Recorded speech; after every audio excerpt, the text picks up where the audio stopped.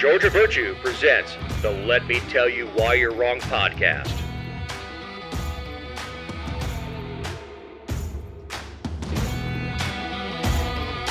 Thank you for downloading episode 292. We are not talking about the war in Israel or Trump this week, but we are talking about the mass shooting in Maine. The real speaker, please stand up. Georgia congressional districts are not black enough. The heartbeat goes on. Hired guns in schools. Generational antisemitism. No freedom in Dekalb. Shrooms in the cockpit. Pay up bad parents. And aggravated hookers. I'm Dave Roberts. With me is my partner in this endeavor, Representative Emeritus Ken the Man Pullen. Yeah. Hi, Dave. How's your week been? Not great. Not great.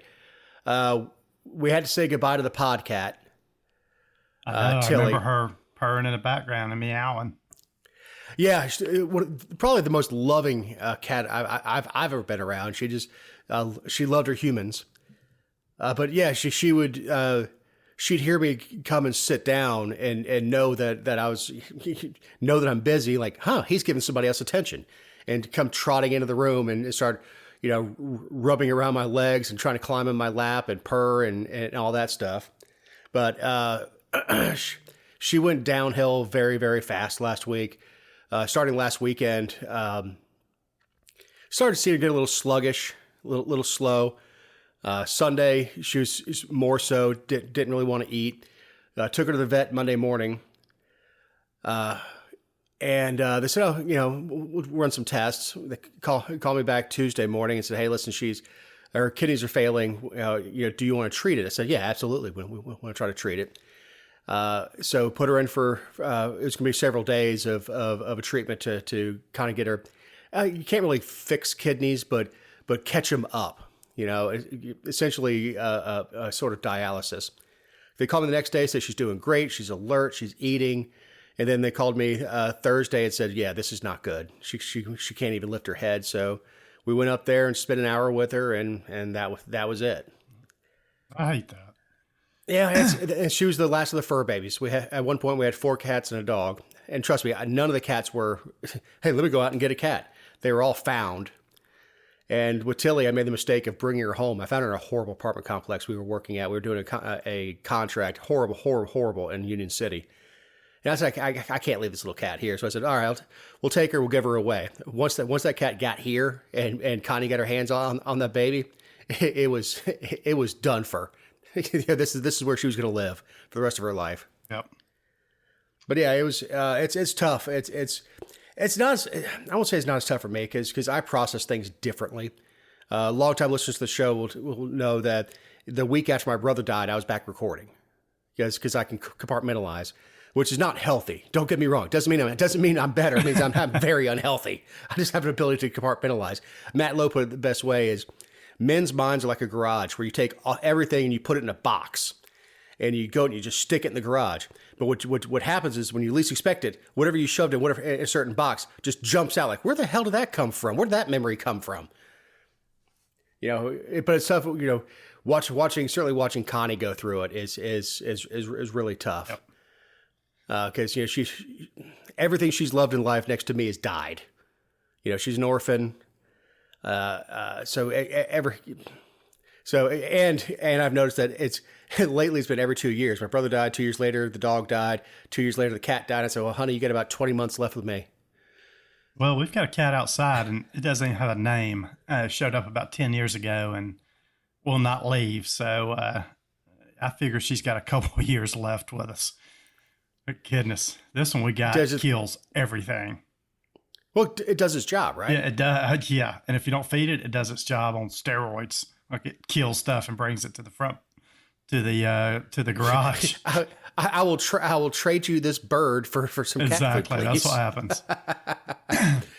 Well, I hate to go from something lighthearted to something that's very heavy, very, very heavy-hearted. The mass shooting in Maine. This took me off guard.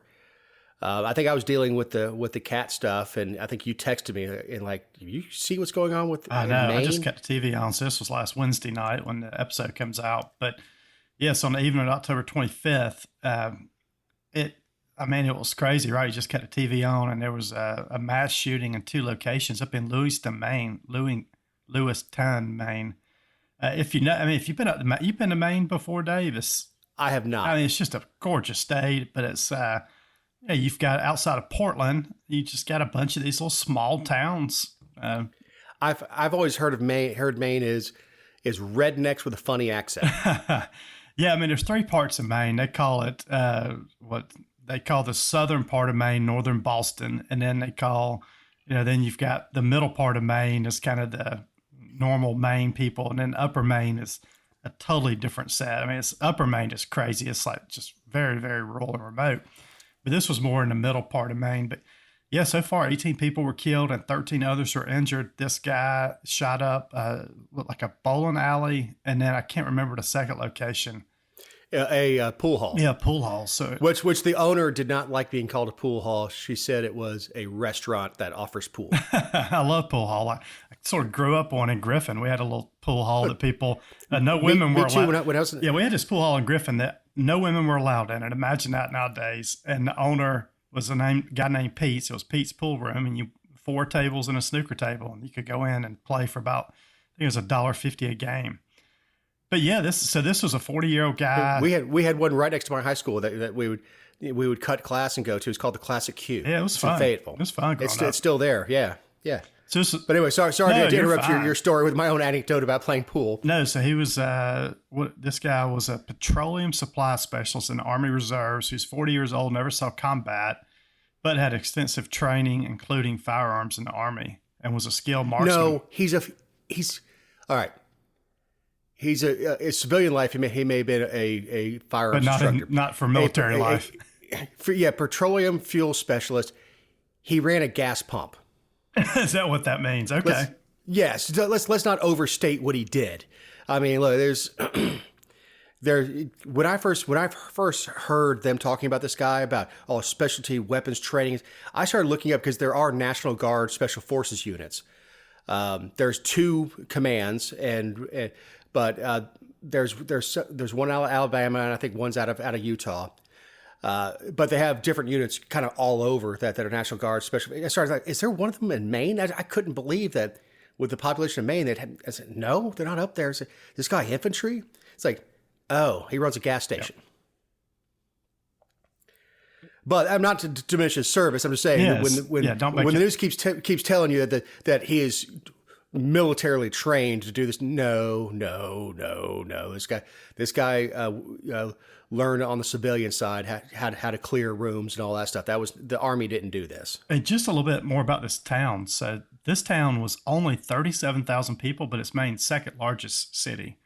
So imagine a town not even as big as where I live in Griffin being the second largest city in a state. That just is how rural and remote Maine is. And up until this point, they have searched his house. They've got I saw where this morning the latest updates from the news is they've got a 700 square miles in Maine now with a shelter in place order. I've talked to a bunch of my friends in Maine. I mean, it's fully shelter in place. Don't really leave your house unless you need to. And this guy's on the run. I know this morning there was a Canadian. They're worried about him crossing the Canadian border now. I assume this guy, though, he's a kind of an outdoorsy guy. He probably knows his way around the woods. And instantly what came to my mind is Eric Rudolph back in the Olympic, the bomber in Atlanta, right? He stayed up how long did he stay up in the Appalachians? 5 years before he was finally caught and turned in? Yeah, but living in the Appalachian Mountains and living through a Canadian I know. He's about to live through it's Maine cold in Maine already. But it's the perfect time of year if you're going to try to avoid law enforcement in Maine because it's beautiful. It may be getting chilly at night, but it's not below zero. Yep. I did see where they're now searching a pond or a body of water where his car was left close to. I wondered right away, did this guy just go ahead and commit suicide after he did this? I don't think they're ruling that out yet, but they still think he could be out there. It was interesting. I know we talk about politics a lot on this show, but instantly my mind went to what is this guy's background? I don't know if you went there also. And I know most of the media probably went to hoping this guy was some type of MAGA, quote, MAGA extremist. The only political stuff I've seen about this guy is they think he voted for Obama back in when Obama was running for president. So we're pretty much, this is not a MAGA guy, not a Republican, one of those bad guys. So I was interested to see how the news portrayed this guy. And we haven't found a manifesto yet. No manifesto. Now understand, we record on Fridays. It's late Friday morning. Yeah, but you think we would have saw something. The news may house. change. Yeah, I mean, you think that to be some sort of manifesto. I'm going to kill a bunch of people, and this is why. Yep. Whatever it is. I mean, well, he did leave a note behind. They said, but they haven't released what the note said. So it says investigators recovered a cell phone. This was 2 hours ago. That belonged to the Maine mass shooting suspect, as well as a note he left behind. But there's no clue what the note said. This is the same thing with the Tennessee shooter, the trans. I guess it was a trans woman that shot the people up in Tennessee. Whatever it is. That person left a manifesto behind, but they've never released that manifesto. But so he left it. Well, and there's a reason for that. As much as we, as the public, and you and I being, dip our little pinky toe into the media, as much as our curiosity is when you start publishing these manifestos, you encourage other people to do the same things. This is how I get my message out. Yep. No, that's true. So by not doing that, and you may be able to file a FOIA if you really want to know. You may be able to file a FOIA. I think they've got this thing locked up. I don't think you can. But I don't know. I don't know how that's legal, but I understand why. Yeah. So all this is we don't want to encourage anybody else to do it. He's a reservist, and the last I heard is he was being involuntarily separated for mental illness. Yeah, he just lost his job recently. He'd spent 2 weeks in a mental health facility. So this guy had all the signs of mental health issues. And that's what's going to come out of this. I heard, the media last night was talking a lot about they were bringing up red flag laws again. And I think Maine has something called a yellow flag law, which is sort of not all the way to a red flag, but it's kind of in the middle. But again, I mean, this is a mental health. I mean, almost every mass shooting we see is some type of mental health issue that most of the time is known about. I mean, they knew about this guy. Yeah. I mean, look, he had restraining orders from one of his ex-wives. He had been an abuser. These are all things that would eliminate him from gun ownership. So to me, it doesn't mean to me, I'm guessing he didn't go down to the local gun store, or he had this. I believe it's an AR from the pictures. Yeah, well, like an AR. It did to me. Yeah, people kept calling it different things, but and sometimes it's tough and grainy photos with all the modifications you can put on ARs. They're basically tactical Legos. Right. With all the stuff you can snap on it. But it looked like an AR. It could have been something he's had for years. But people in the news, as it was happening, were talking about being in the Army. He had access to these weapons. Like, no, that's not it. You don't just walk in the arms room and grab an M16 and say, "I'll be back." Yes. This is not James Garner and Tank. Right. No, he got he got this gun on his own. It wasn't through the Army.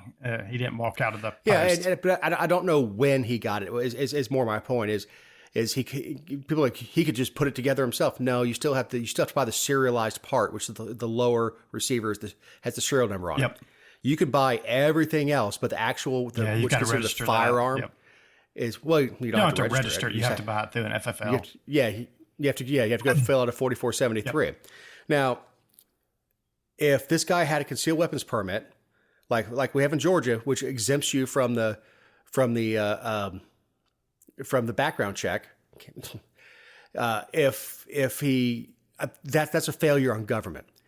If he went in and had a background check and 3 days later, they came back with a hold, which happens a lot, especially with common names. Like if I go and fill out a 4473 and did not have a permit, I'd have to wait 3 days for my firearm because I'd be a hold because there's so many Dave Roberts out there. But once the 3 days is up, the gun store is obligated to give you your firearm. So if the background check didn't come back from the FBI in time, government failure. Doing more background checks, putting more laws in will not solve this. I'm assuming this mental hospital, because he said he was hearing voices and things like that. if they cut him loose after 2 weeks and did not involuntarily commit him, that's on them. Yeah. If you said, my belief is they sent him into the world with a pocket full of pills and said, hey, take these antipsychotics. And then he gets home and doesn't take them. The voices start over, and then people start dying. Very sad situation. So I hope. It is sad, but this is the problem with doing away with state hospitals. Oh, it is. With doing away with committing people. Is we had a thing in this country called crazy as hell. And these were people that did not commit a crime, but also were not safe to be in society. And you would lock up the loonies. And I know I'm pissing off a bunch of mental health professionals that don't like the term loonies, but you locked them up. You tried to get them help, but you did not unleash them on society in the name of being kind. I believe One Flew Over the Cuckoo's Nest did more to damage the mental health facilities in this country than any one person could have done.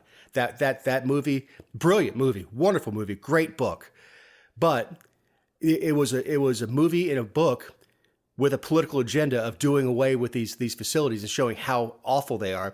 In our country, instead of improving the facilities, we said, okay, we just won't have them anymore. Let them on the streets. And now you have homeless people, you have drug addicts, you have places in cities in this country where you can't walk down the street without stepping over human feces or needles, but no facility to go and treat these people. Sorry, there's my soapbox on mental health. Did you just step off of it? No, you're right. I mean, we don't do enough about mental health. It's a pill problem at this point. So, yeah, but I guess. Well, go ahead. No, I was going to say, I know we're going to spend a lot of time on this mass shooting in Maine. I guess we'll give everybody updates again next week. Hopefully this guy's found. I can't imagine what the people in Maine are going to do all weekend. I mean, they've still got this shelter in place.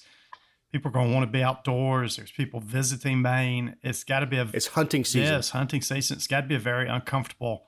But people in Maine have a lot of guns too, so I would assume that no one's going out without their gun this weekend. If that happened here, look, they could say shelter in place all you want to.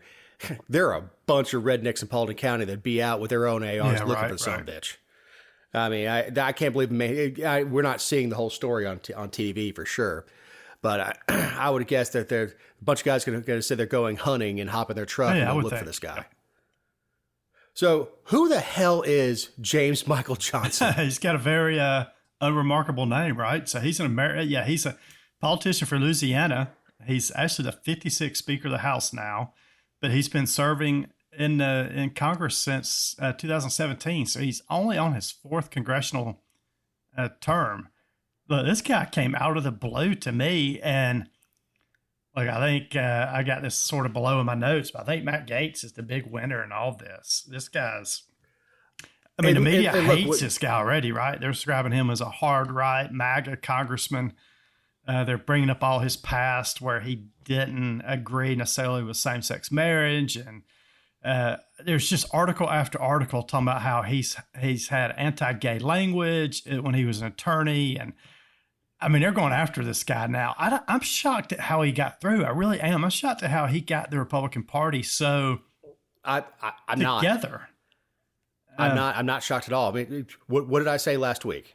I mean, I guess but throw my name in. Is they found the person that has pissed off the fewest people, and everybody threw the hands up and said, "Fine." Yeah, and I don't know if you heard his speech when he his first speech after winning a vote. He came up and he talked about the biggest threat to America right now is our debt and the amount of money we spend. I mean, he checked all the boxes, right, for a very conservative, sort of hard right Republican. But he did talk about how, America has to lead the world. The world is better when America is strong.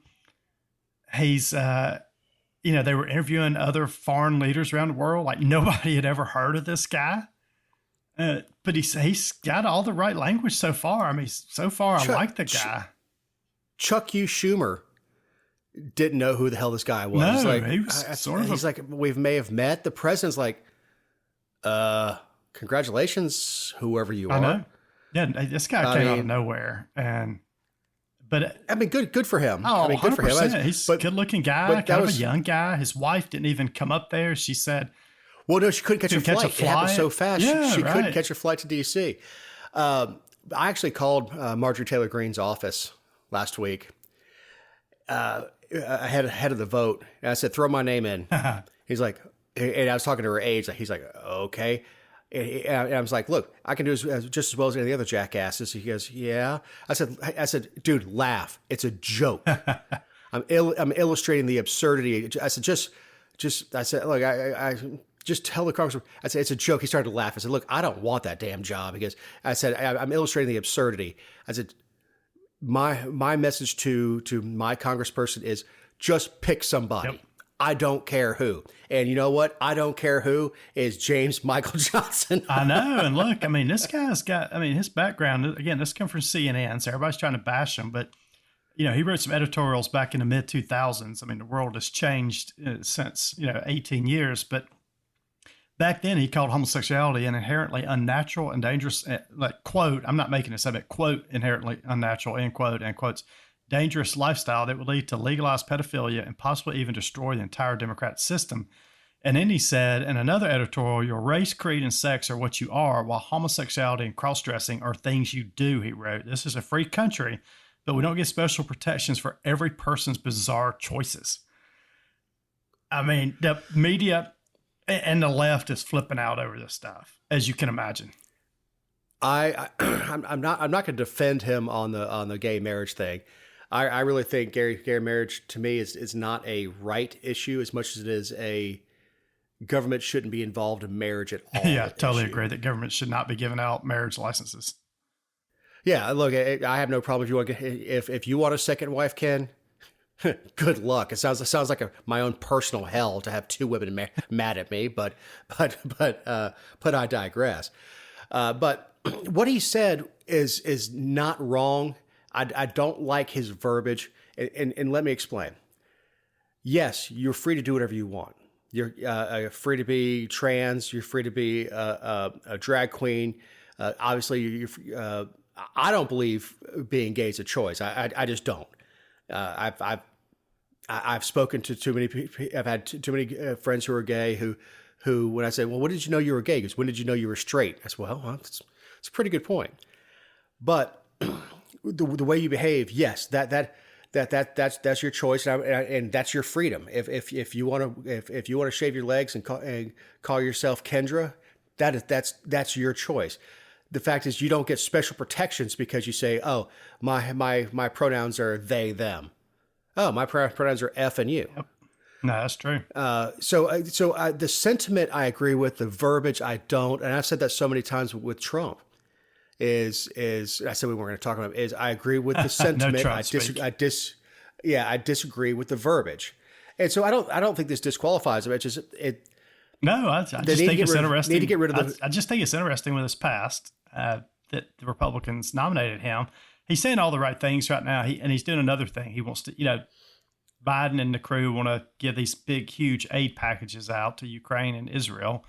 Supposedly, he's going to split those out into two packages now, which I totally agree with. Do not wrap up Israel funding with Ukraine funding. Let's have votes on both of them. So that's one of the most immediate things they're about to do. And I know you mentioned Marjorie a second ago. She filed a resolution. I don't know if you saw it this week, that they're voting on the censoring Rashida Tlaib on her anti-Semitism comments that she's made over the last 3 or 4 weeks. So yeah, he's going to have to really navigate some choppy water here, and they've got to pass a continuing resolution again, in 2 or 3 weeks before the government shuts down.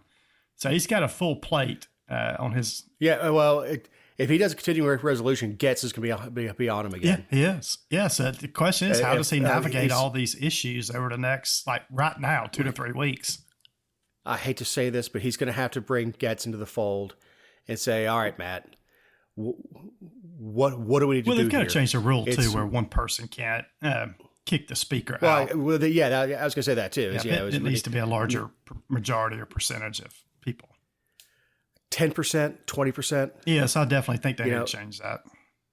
Yeah, it doesn't need to be a full 50 because what it does is, to my understanding, and correct me if I'm wrong, Ken, is the one person doesn't oust the speaker. One person calls essentially for a vote up or down on the speaker. Yep. And then he'd lost 5, and then you can only lose 5 votes. So that's what happened in that case. Right. And he lost 8 people, and that's why McCarthy lost his job. And that's so 8 people ousted the speaker. Look, I think this is a big upgrade on McCarthy. I really do. I mean, I think anybody would have been an upgrade on him. He's just a slimy Republican politician from California. So I was never a McCarthy fan. So we'll see how he does. Yeah, but they should have had a plan in place before ousting him. It's at least getting the cloakroom there and decide between the 8 of you who would we want to be in there. Yeah, but the problem is those 8 pissed off everybody else so much it wasn't their decision to make who they wanted. I mean, well, you know what I'm saying? I mean, they couldn't have. I mean, they were in no way they could demand who the next speaker was going to be.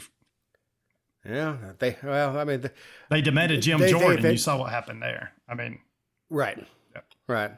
So what's going on with Rich McCormick? Speaking of Congress, I guess he's packing his bags. Yeah, he's going to be. He will soon be in the soup line. He's a doctor, so we've got nothing to worry about with Congressman Rich McCormick. We've talked about this for 3 or 4 times on the show over the last couple of months, but there was a lawsuit against the maps that were drawn last year in Georgia, the congressional maps and the House and Senate maps. So that lawsuit's been going on for 3 to 4 weeks now. And this week, a judge ruled on it and said that Georgia now has to redraw their maps. Now, it's not all of their maps.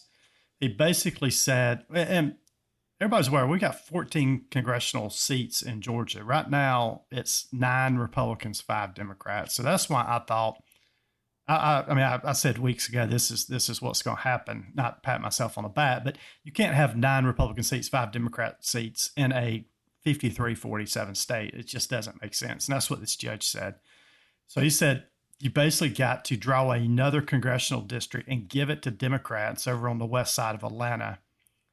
And then he said down in and this is quote, the remedy involves an additional majority black congressional district in West Metro Atlanta, 2 additional majority black Senate districts in South Metro Atlanta, 2 additional majority black House districts in South Metro Atlanta, and 1 additional majority black House district in West Atlanta, and 2 additional majority black House districts in and around Macon-Bibb. So it's affecting about 11 House seats and 10 Senate seats. But basically this judge, and I think you're going to have something to say here, this judge has said, you just got to draw a bunch of districts that includes black people in them.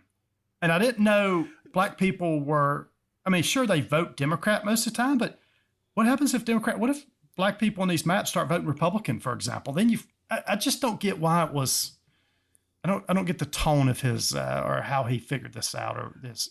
Well, I think the judge overstepped his authority, first of all. Now, just if he wants to get involved in congressional districts, fine. Yeah, House and Senate districts are totally different, right? Yeah, he's a U.S. He's a federal judge. Yeah, he's making Georgia redraw. State districts. He doesn't have the authority to tell Georgia what to do with their individual House and state Senate seats. Well, he thinks he does. Now, well, I understand he thinks he does. Every judge thinks he has the authority, and every everybody for the FBI thinks they're Marshall Dillon, and they have ultimate authority to what they feel is the law. Yep. But I don't see how this person has the authority. But I have a problem with the idea that we need to have majority black. Black people are as diverse as white people. Yes, there are black conservatives. There are black liberals. There are black libertarians. Same thing. If we start talking about gay folks, there are gay libertarians. There are gay Republicans. There are gay Democrats.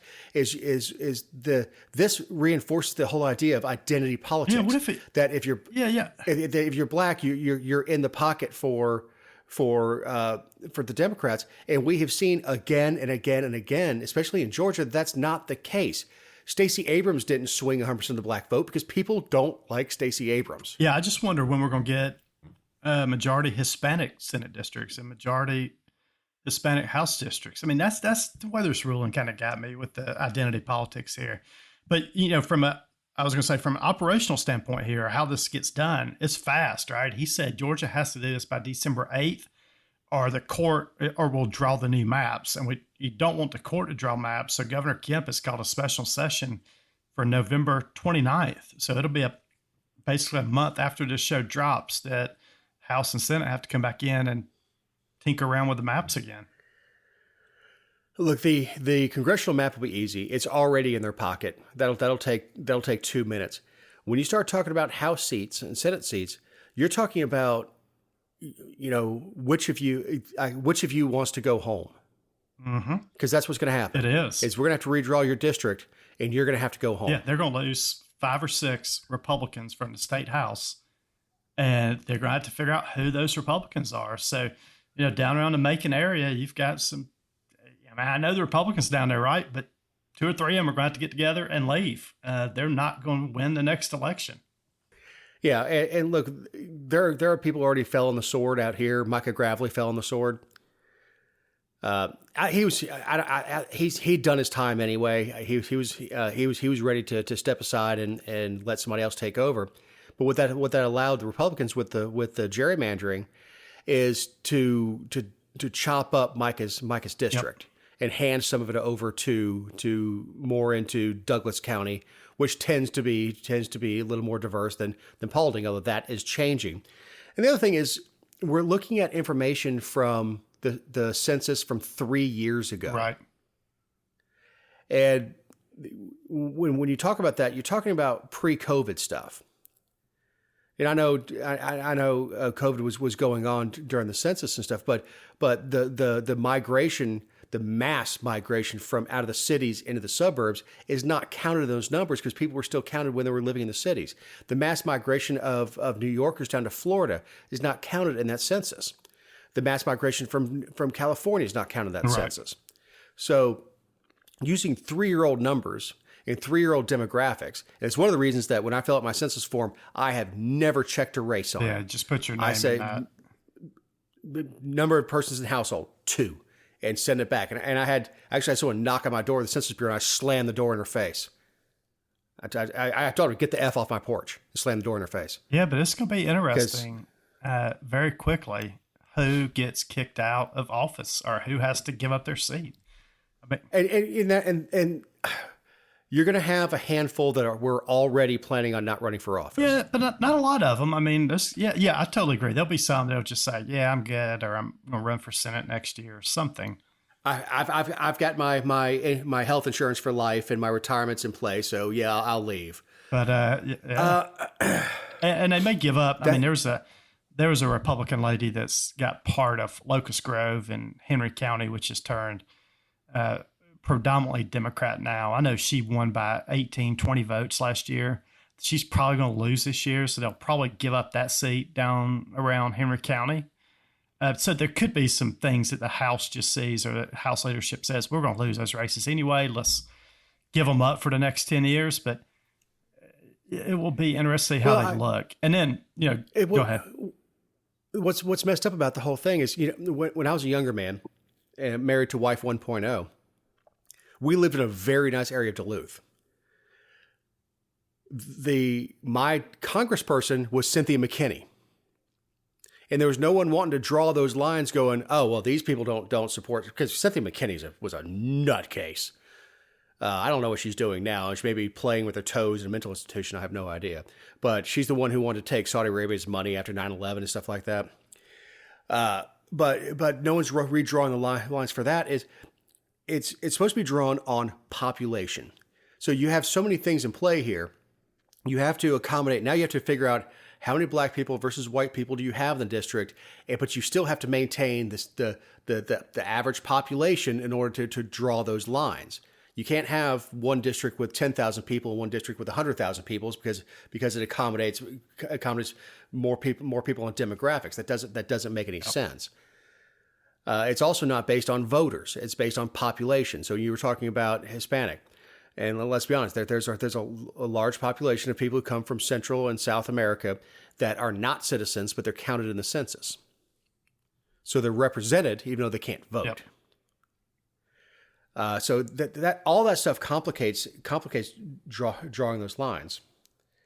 All right, not that we couldn't talk about gerrymandering for an entire show, but we have Georgia babies are safe for now. This is the way you wrote the line. Yeah, I mean, we'll run through this quick, but this case has been really. It's 2019. Georgia passed a heartbeat bill. There's been lawsuit after lawsuit for this. The judge first off up in Atlanta, McBurney. This is the same guy, I think, Dave, that's working on one of the big Trump cases. But he said the law was void from the start, and the measure did not become law when it's enacted. But then this week, the Georgia Supreme Court rejected that lower court ruling. So at this point now, the heartbeat bill is back in play. So yeah, Bobby McBurney is a hack. Yes. He's an absolute hack. He's a political hack. He and Fannie Willis have lunch together. I don't know that for a fact, but they're of the same cloth. Where it's politics first, the Constitution second. Yep.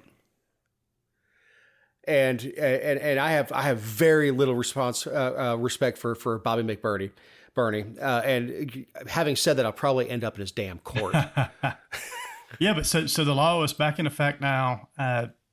If you can hear the heartbeat of a baby at this point, which is 6-7 weeks, if it can be detected, you cannot have an abortion at this point. So good for babies in Georgia.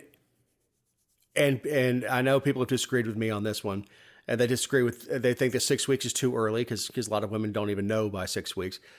I will tell you what I like about the bill and now the law is it is a line in the sand. Now, if you said, okay, we're going to ban it at 10 weeks, well, who could tell you that baby's 10 weeks? You have no idea because you just don't. But the heartbeat is something that is there, it's present, or it's not.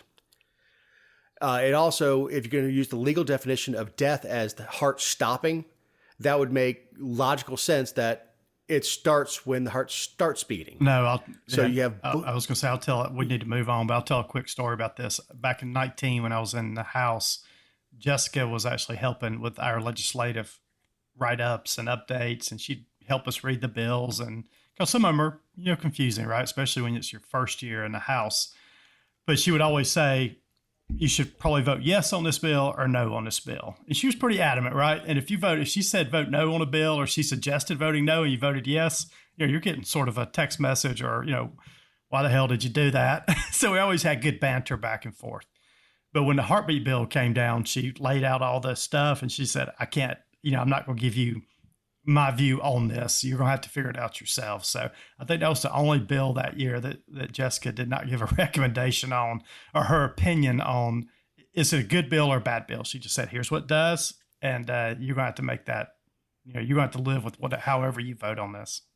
Because it's so highly personal, is, right? Into your beliefs. And I applaud Szilagyi for that, is she didn't impose her views one way or the other. Is say, this is what this bill does. If it was limiting government, you're damn right Szilagyi is going to tell you what she thinks about limiting government. When it comes to a moral and ethical issue, I don't think it's just the heartbeat bill. She's going to step aside and say, look, this is what it says. This is what it does. And you may be, make your own decision. And a listener may be saying, well, I can't believe you had somebody helping you out with how to vote on a bill. We actually was really, really good because it was good back and forth. And we would look at what Jessica wrote. We'd get with other legislators that thought like us, and we would debate stuff back and forth. Whereas most of the Republicans up there in the state house and most of the Democrats, they get a whip report from a whip every day. And it just says, hey, we're going to vote on House Bill 982 today. It does. And they'll have like a little 5-word description and they'll say vote yes on it. So while we were actually in there combing through bills and debating bills, most House members just vote however their leadership tells them to vote. So that's sort of that's sort of the back of this, right? She's not telling us how to vote, but it's good debate back and forth on should you vote yes or no for a bill. We're actually and she's giving the Republican, small L libertarian view of it. Yes. Yeah, it's not John McAfee, right? But it's the small L libertarian, the what I call Republican, sort of view on this expands government, this spends too much money, is plus it gives you fodder for the floor if you have to go down and stand up before the House and say, this is why I have problems with this bill, and then you can kick it back to committee and then work out those issues. It never did that once it got to the floor, but I know that's the way it's supposed to work. Yep. All right, so I guess your wife is getting she's raised. All in for this. She saw this headline. Lieutenant Governor Burt Jones came out this week with a proposal. He said he's going to introduce in the session in 2024. Wants to pay teachers $10,000 a year to encourage them to carry guns in schools. So Lieutenant Governor rolled this out when he was speaking at Austin Road Elementary School in Winder this week, which I guess is close to you, Dave. Winder? Oh, No. Winder. Where's Winder then? I thought it was up your way. That's northeast. That's near Chateau Alon. So his plan calls for stricter standards for already required school safety plans and boosting the money the state gives schools to hire resource officers, which is good with police certification. What he's saying is basically these school resource officers cost about $80,000 all in to hire. So, and most people don't know this. They overreacted on this, but teachers with permission from their local school system can already carry a gun in school if they need to. So this is already happening throughout Georgia in some school systems. But under this proposal, if the school system opted in, and your school system doesn't have to opt in, right? They're not just, this is not a random teacher carrying a gun. School system opts in, they go through training to carry this gun, they go through a certification type process. And then if they get through that process, they can carry and they get paid this additional $10,000 stipend. I don't mind the teachers carrying guns. Now look, airline pilots can opt into this, and they're very well trained. But airline pilots can carry a pistol, and it's they carry it in a locked case when they fly internationally. They I won't say check it, but there's a place for them to put it in a locker that has dual keys and all that stuff. So if you have airline pilots who are not exactly LEOs carrying, why not teachers? Harden the target. I don't have a problem with teachers carrying guns. I understand the whole idea of crossfire, but when you think about how long students were being slaughtered while police sat outside and teachers could do nothing. I don't know about the stipend. I don't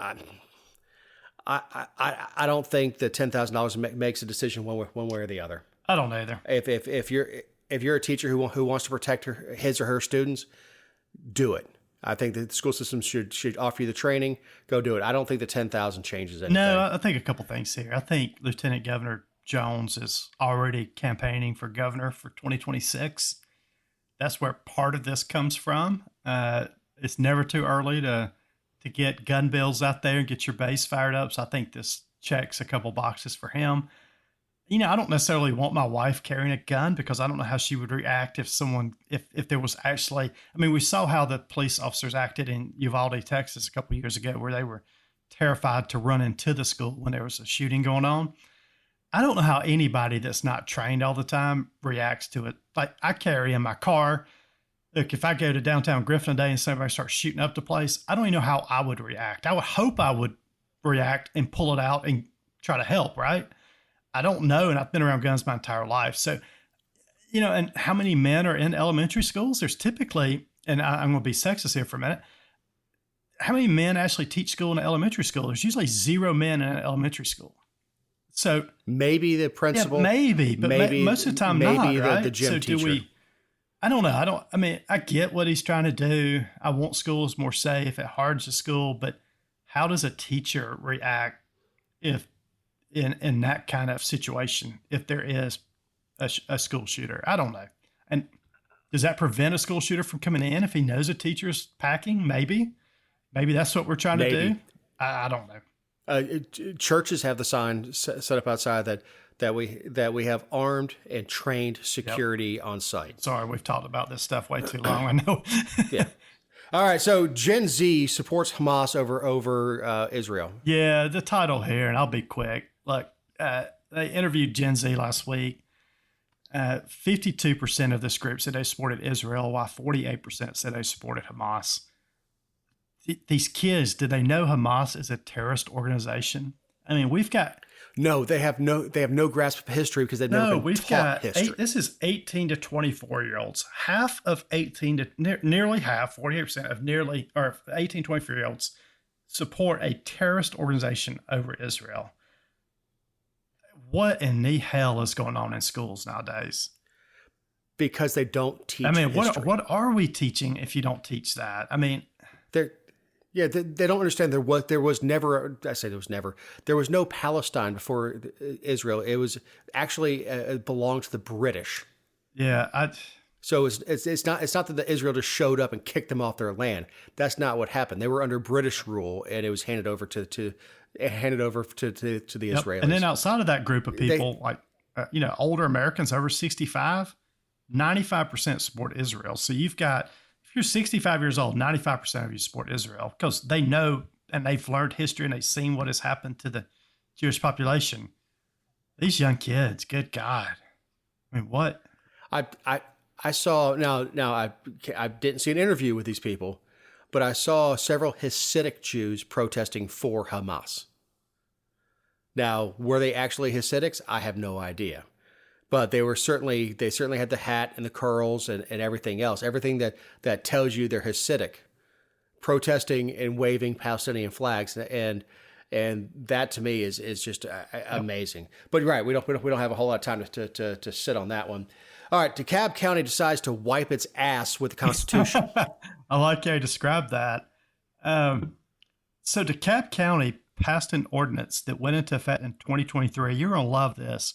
It requires businesses to install security cameras at every gas pump and at the convenience store's point of entry, point of exit, and point of sale.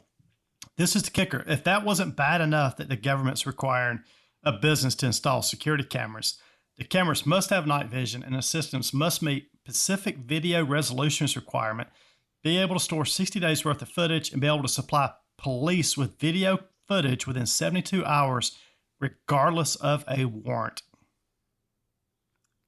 Right. That's there's a couple things that are wrong here. One is post ex facto.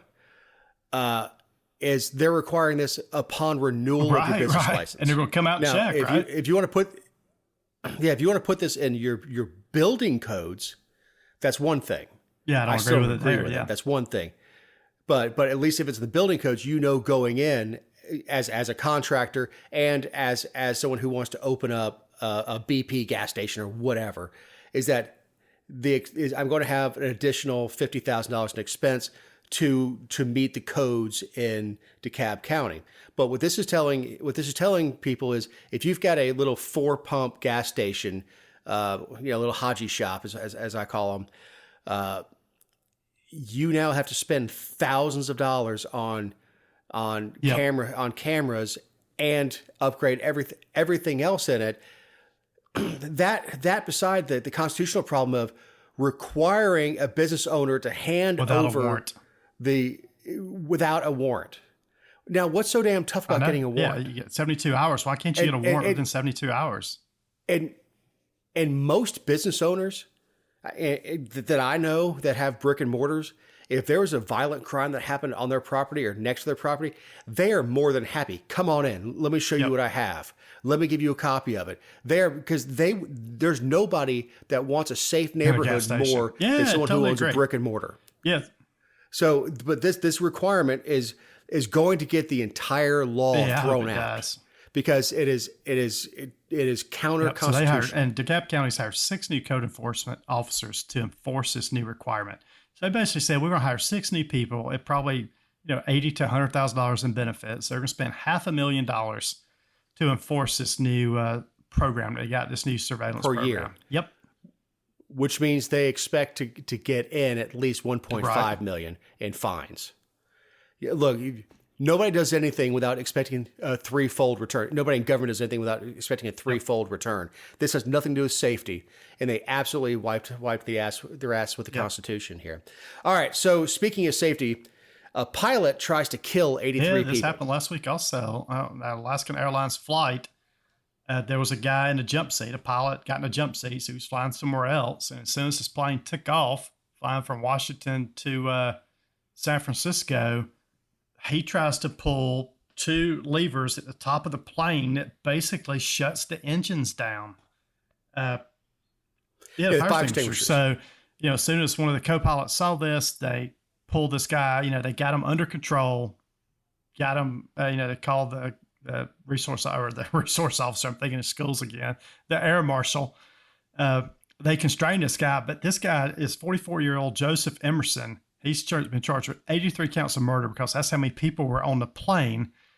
Yeah, attempted murder and 83 counts of reckless endangerment and a count of endangering an aircraft. he said he's been depressed lately, and he ate some mushrooms before he got on, which are psychedelic, I guess, in nature. I've never done any mushrooms, but Yeah. Yeah, look, he was. I don't know if he was microdosing or macrodosing. All right, so shrooms, psychedelic mushrooms can be very useful for certain things. It can, in a controlled environment, therapists have used them to help with depression and kind of going through layers. But now, keep in mind, this guy was not operating the aircraft. The jump seat is a courtesy seat it's an observation seat for somebody like the FAA to go or somebody like that to watch what's going on and rate them and all that stuff. It's also there as a courtesy to move airline employees from one place to the other. It doesn't have to be your airline. So an American pilot can hop in the jump seat on a Delta plane if he needs to go from point A to point B. They do it as a courtesy. I did see a great meme on one of my airline sites that has it's a picture of the cockpit or the outside of an airplane, looking at the windows of the cockpit. It had a paper sign stuck up as no jump seat available. Nice. Look, the guy was on shrooms. He was hallucinating. He told several people that something was wrong with him, and they put him on the airplane. He did actually pull the fire extinguishers. And what it does is it cuts the fuel to the engines, and then you have to move it to a different position to actually hit the extinguishers. But that fuel line still had fuel in it. So as that was working its way to the engine, which I don't know if it was the right seater or the left seater, was able to push it back in position, put fuel back to the engines. And the flight went I won't say uninterrupted. They did emergency landing, I believe. That's what they did. But that's scary as hell. All right, this is a good time to remind you these are our opinions, not those of anyone not on the show or any respective company for which we may work, own, or otherwise associate ourselves with on a regular or irregular basis.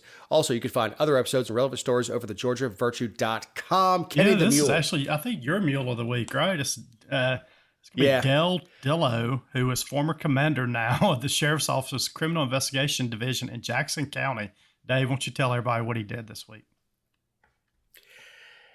He was attending to run for sheriff. I assume he's done now. Yeah, maybe. Well, you don't have to declare. You don't actually have to declare until you qualify. He qualifies not until March.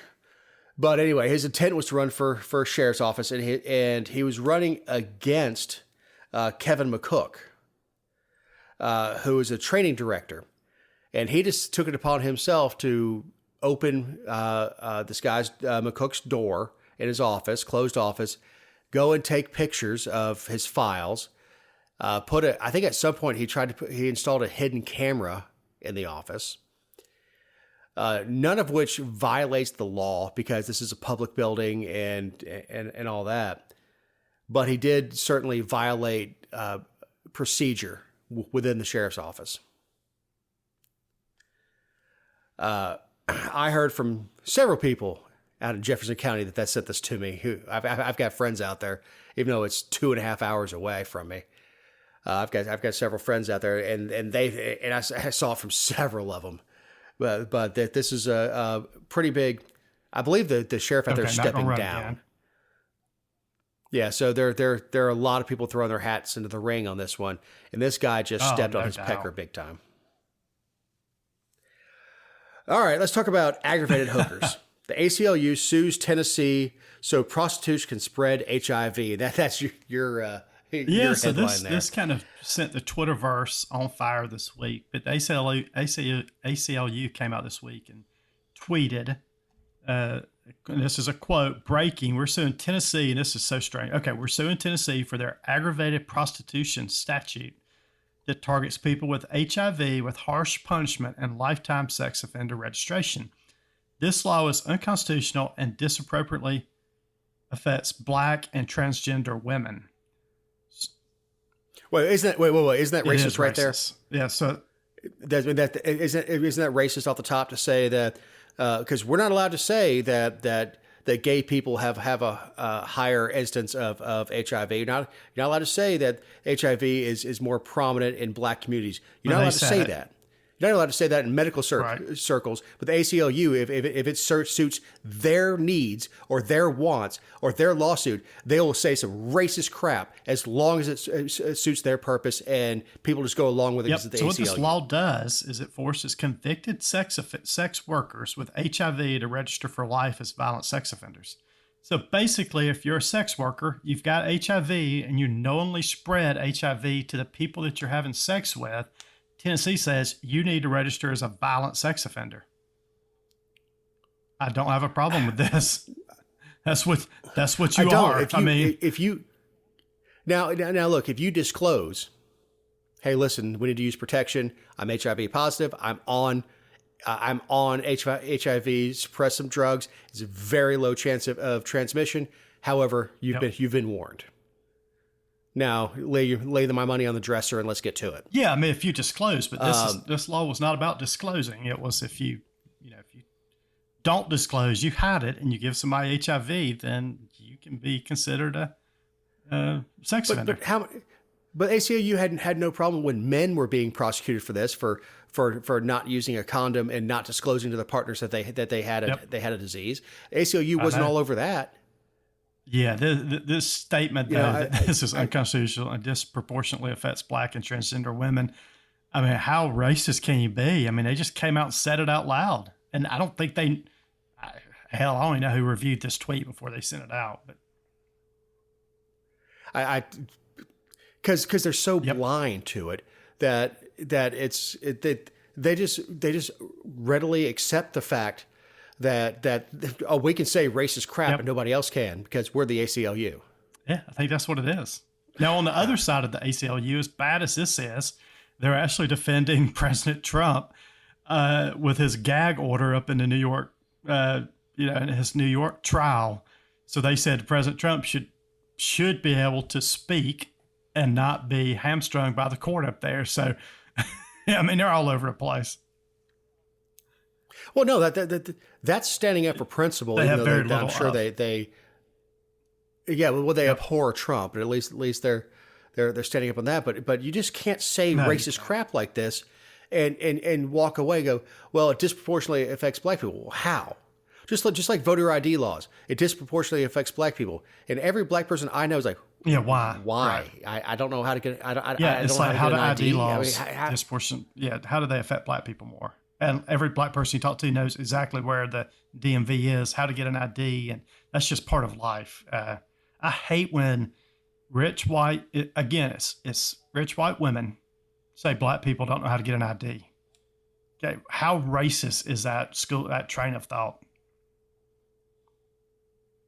Yeah, again, identity politics. I abhor it. I absolutely do. It's horrible. It's the same thing with to tie everything up as we're closing out. It's the same thing with saying we need a black congressional district. Well, that doesn't mean it's going to go Democrat. It just means that you looked at the demographics. Oh, okay, we'll get more black people here. Boom. And it didn't even say minority. It didn't say minority about this.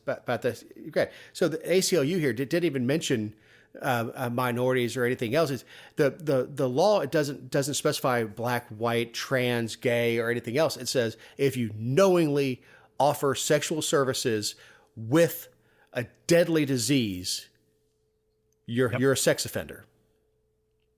And I really don't have a problem with that. I mean, let's protect the Johns of this world.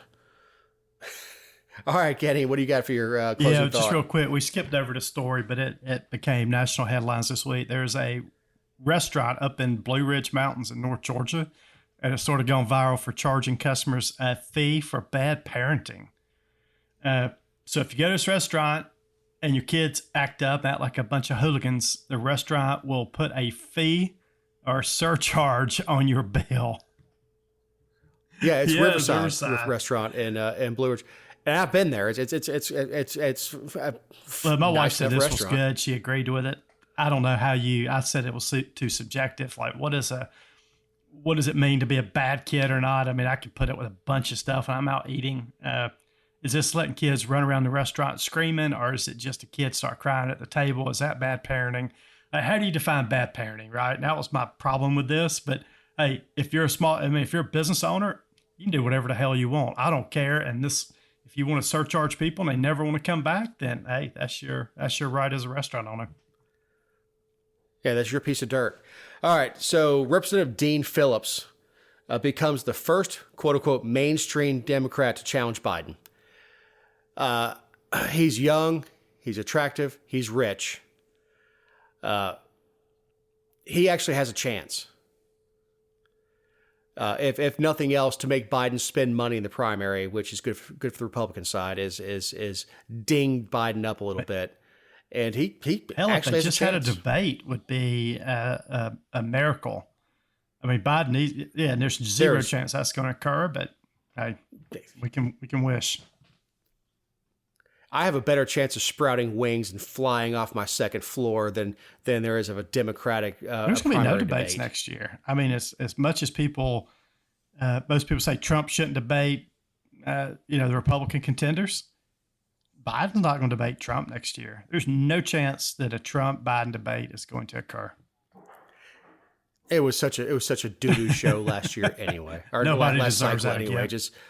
It was just awful. So as we're running long, I want to give a big thank you to Eric Cumbody, who takes our audio and turns it into something you can listen to and bleeps out some of our spicier commentary. To Ken Poland, my partner in endeavor, thank you very much for hanging with me yet one more week. I'm Dave Roberts. We'll talk to you all next week.